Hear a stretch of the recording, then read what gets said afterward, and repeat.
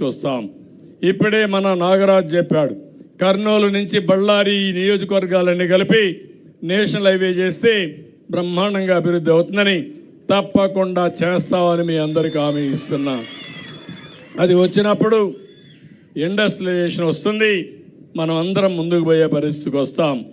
ఇది కాకుండా ఇంకొక పక్క మీరు చూస్తే మొన్నటి వరకు మద్యం పాలసీ, ఏమమ్మా ఎండేవాళ్ళు ఒకరిద్దరు దాగుంటారు, ఏం తమ్ముళ్ళు జ్ఞాపకం ఉందా మీకు?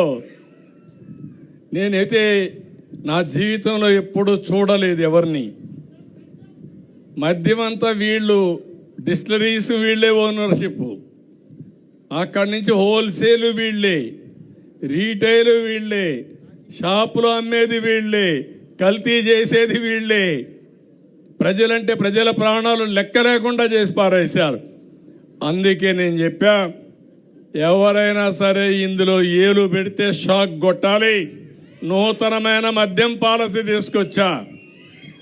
అదే సమయంలో ఆ మద్యం పాలసీలో బీసీలకు రిజర్వేషన్లు పెట్టాలని, ఎవరైతే శెట్టి బలిజ, ఈడిగా, అదే మరిగా మిగిలిన గౌడ వీళ్ళందరి కోసం 10% షాపుల్లో రిజర్వేషన్లు పెట్టిన పార్టీ తెలుగుదేశం కూటమి ప్రభుత్వం అని చెప్పి కూడా నేను మీకు తెలియజేస్తున్నా.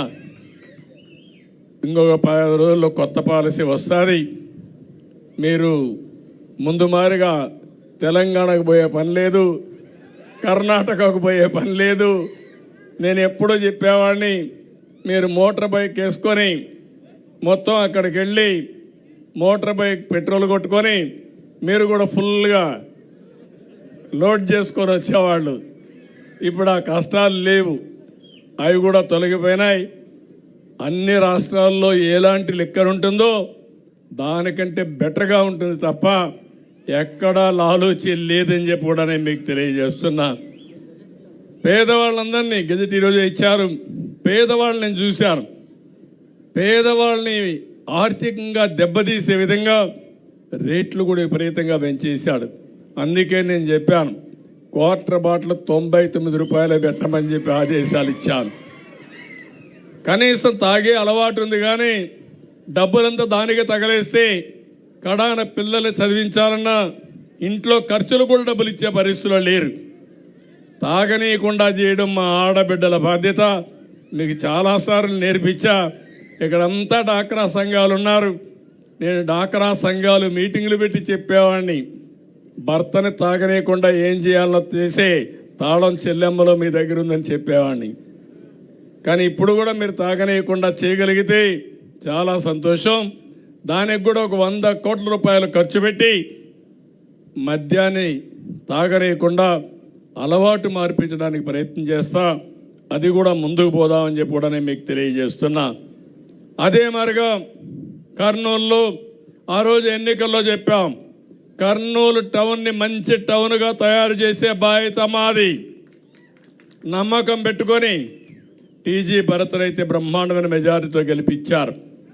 అందుకే హైకోర్టు బెంచ్ కూడా కర్నూలులో పెడతామని మొన్నే అనౌన్స్ చేశాం.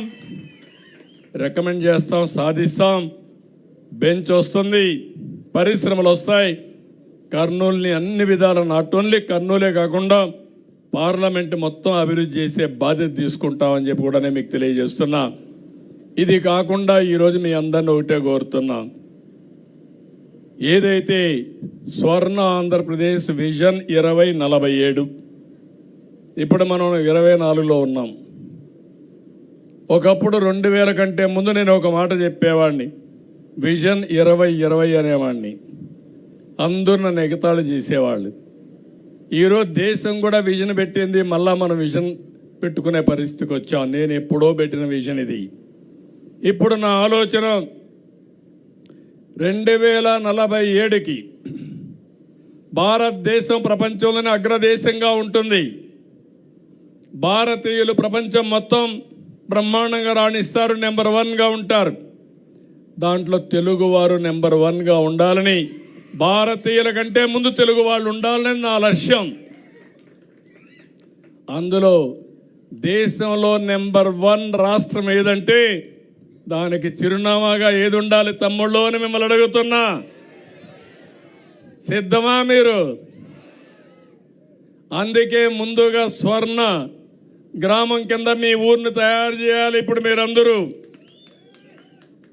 ఇప్పుడే కలెక్టర్కి చెప్పాను, ఈ ఊర్లో ఉండే అందరూ కూర్చోండి. పుచ్చకాయల మడ 2047లో ఎట్టుండాలనో ఇప్పటి నుంచే మీరు వర్కౌట్ చేస్తారు. అందరూ లక్షాధికారులే ఉండాలి. పేదవాళ్ళందరికీ మనం అండగా ఉండాలి. నేను ఆ మాటే చెప్పాను, మీరు గుర్తుపెట్టుకోండి. జీరో పావర్టీ అంటే పేదరిక నిర్మూలన ధ్యేయం. ఒకప్పుడు చెప్పేవాడిని కానీ సాధ్యమయ్యేది కాదు. ప్రయత్నాలు చేసినా చాలా సమయం పట్టేది. ఈరోజు టెక్నాలజీ అందరి దగ్గర సెల్ ఫోన్లు ఉన్నాయా లేదా అని మిమ్మల్ని అడుగుతున్నా. ఉన్నాయంటే చేలు పైకెత్తండి. అందరి దగ్గర సెల్ ఫోన్లు ఉన్నాయి. ఒక్కొక్కరి దగ్గర 2-3 ఫోన్లు ఉన్నాయి. నేను మాట్లాడుతూ ఉంటే మా మీటింగులు కూడా షూటింగ్ చేసి పంపిస్తూ ఉంటారు ఇంటికి.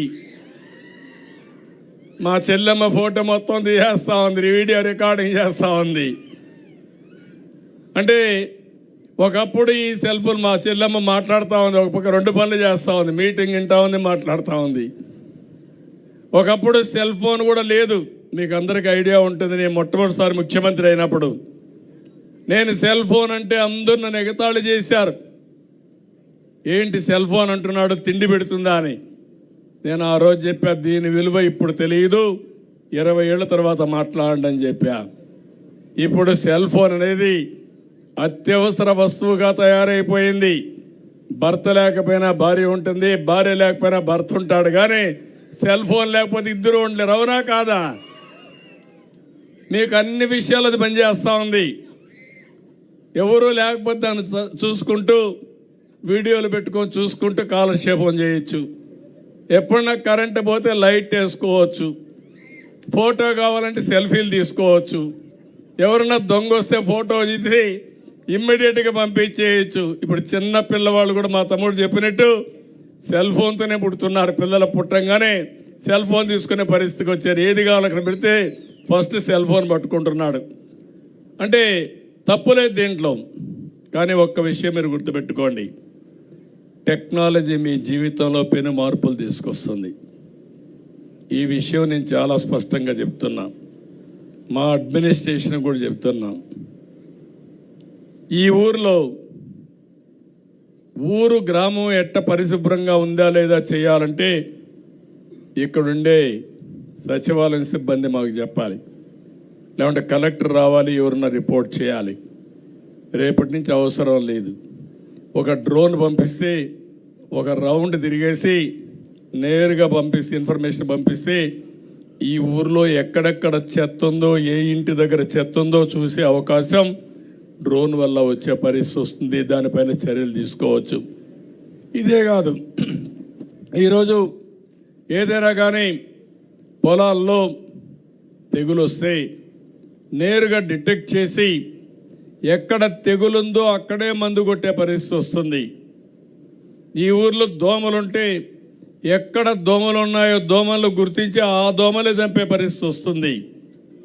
మీ ఊర్లో డ్రైన్ ఉంటే ఆ డ్రైన్లో నీళ్లు సరిగా పోకపోతే నేరుగా డ్రోన్ పంపించి ఎక్కడ నీళ్లు ఉన్నాయో చూసి దానికి ఎవరు అధికారి బాధ్యులో వాళ్ళపైన చర్యలు తీసుకునే పరిస్థితి వస్తుంది. మొన్నే మీరు చూశారు వరదల్లో డ్రోన్ ద్వారా మేము భోజనాలు అందించాం. ఊరంతా నీళ్లు.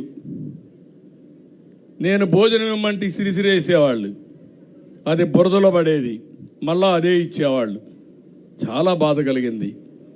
అదే డ్రోన్లు పెట్టాం, ప్రోగ్రాం చేశారు. నేరుగా ప్రోగ్రాం చేసి మిద్దెపైకి పంపించారు, మిద్దెపైన తీసుకోగలిగారు. హెలికాప్టర్లు పెట్టాం, హెలికాప్టర్లో వేస్తే పైన నుంచి వేయడం వల్ల సగం అంతా కూడా చెల్లా చెదిరైపోయి గందరగోళం అయిపోయేది. భవిష్యత్తులో డ్రోన్ వల్ల మీరు ఒకటే గుర్తుపెట్టుకోండి, మీకు ఏదైనా ఇబ్బంది వస్తే నేరుగా డ్రోన్ పంపించి మందు పంపించమంటే ఒక అర్ధ గంటలో పంపించే అవకాశం ఉంటే 10 నిమిషాల్లో పంపించే అవకాశం వస్తుంది. అనేక ప్రయోజనాలు వచ్చాయి. మొన్న మీరు చూశారు విజయవాడలో 20,000 మెట్రిక్ టన్నులు చెత్త డ్రోన్ ద్వారా చూసి ఎప్పటికప్పుడు అధికార యంత్రాంగాన్ని సమాయత్తం చేసి అవన్నీ క్లీన్ చేసేసాం. ఇలాంటివి చాలా ప్రయోజనాలు వస్తాయి. రాబోయే రోజుల్లో మీరు శారీరకంగా కష్టపడడం కాదు, ఈ డ్రోన్ కానీ సెల్ ఫోన్ కానీ ఉపయోగించుకుంటే సింపుల్గా పనులు అయిపోయే పరిస్థితి వస్తుంది. దీనివల్ల మన ఆదాయం పెరిగే పరిస్థితి వస్తుంది. అందుకే టెక్నాలజీ కూడా ఉపయోగించుకొని